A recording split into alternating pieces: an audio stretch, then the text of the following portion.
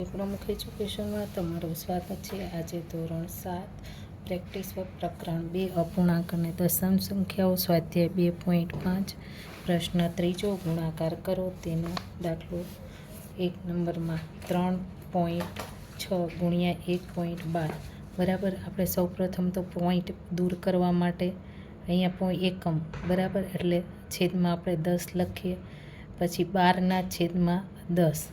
હવે આ બંનેનો 36 ગુણ્યા 12 છેદમાં આપણે 100 1 10 આ બેનો ગુણાકાર કર્યો। 36 ગુણ્યા 12 ગુણાકાર કરીએ તો આપણને મળે 432 છેદમાં આપણે 100। તો હવે આપણે શું કરવાનું તો કે એકમ દશક, તો 432 છે તો કે એકમ દશક એટલે 4.32 આવ્યું। તેવી રીતના અહીંયા પણ 34.3 છે તો પોઈન્ટને દૂર કરવા છેદમાં આપણે 10 ગુણ્યા 18 છેદમાં તો કે 10।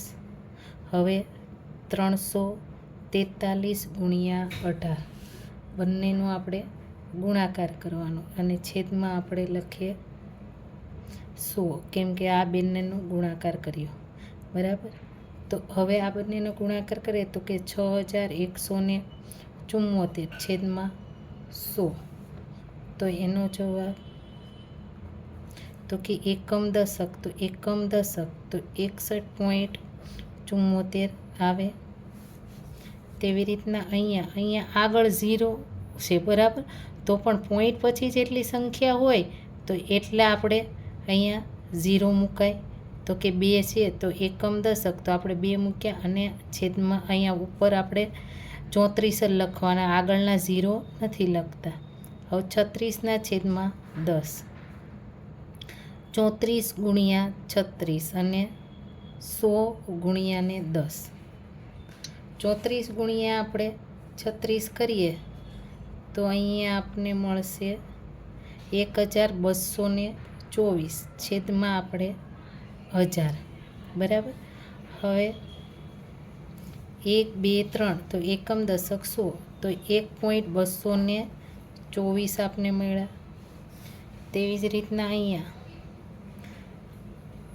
8 પછી તો કે એકમ દશક તો અહીંયા પેલા સીધા આપણે 100 લખી દઈએ બરાબર, અને અહીંયા 7 છેદમાં 10। હવે આપણે આ બંનેનો ગુણાકાર કરીએ છેદમાં 1000। હવે બંનેનો કરીએ તો 5964 બંનેનો ગુણાકાર થાય છેદમાં આપણે 1000 બરાબર।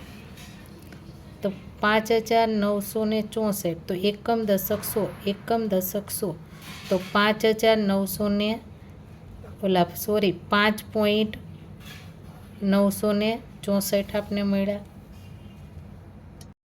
શ્રી પ્રમુખ એજ્યુકેશનમાં તમારું સ્વાગત છે। આજે ધોરણ 7 પ્રેક્ટિસ વર્ક પ્રકરણ 2 અપૂર્ણાંક અને દશાંશ સંખ્યાઓ સ્વાધ્યાય 2.5 પ્રશ્ન ત્રીજો ગુણાકાર કરો તેનો દાખલા નંબર 5 1.04 ગુણ્યા 0.8। તો આપણે સૌ પ્રથમ કરીએ છીએ પોઈન્ટ દૂર કરવા, તો દૂર કરવા આપણે છેદમાં 100 અને અહીં 8 છેદમાં 10।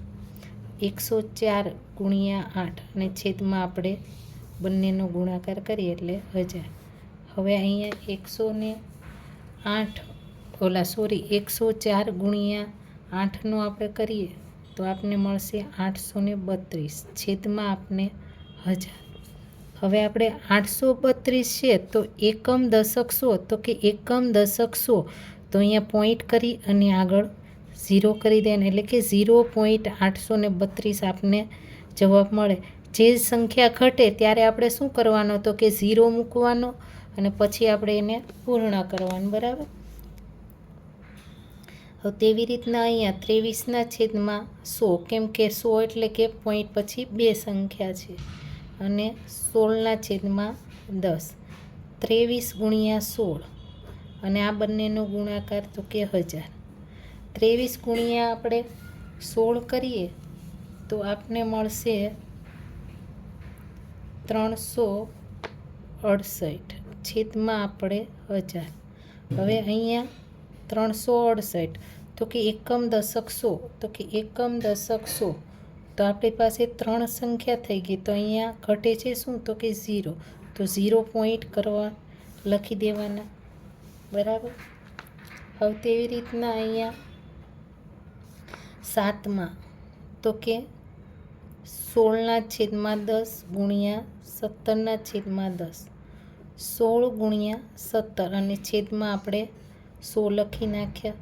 હવે 16 ગુણ્યા 17નો ગુણાકાર કરીએ તો 272 છેદમાં આપણે 100. તો અહીંયા આપણે 2.72 મળશે. હવે અહીંયા આપણે એકમ દશક એટલે કે 7ના છેદમાં લખવાનું, કેમ કે આગળ કોઈ પણ 0 લખીએ એની કોઈ વેલ્યુ ન હોય. બરાબર. તો આપણે અહીંયા 100 અને 43/10. હવે આપણે 7 ગુણ્યા 43 અને છેદમાં આપણે લખીએ 100 અને 10 એટલે કે 1000. આ બંનેનો આપણે ગુણાકાર કરી નાખ્યો. બરાબર. તો આ બંનેનો ગુણાકાર કરીએ તો કે 301 આવે. હવે છેદમાં આપણે 1000.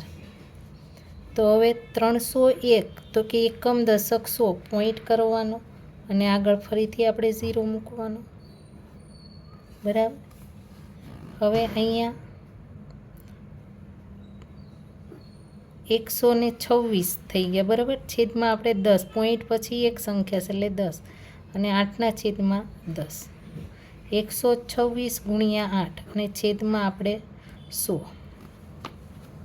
126 ગુણ્યા 8 કરીએ તો આપણી પાસે 1008 આવે છેદમાં 100. તો અહીંયા આપણે 1008 એટલે એકમ દશક 2 સંખ્યા ખસીએ તો આપણો જવાબ 10.08 મળે.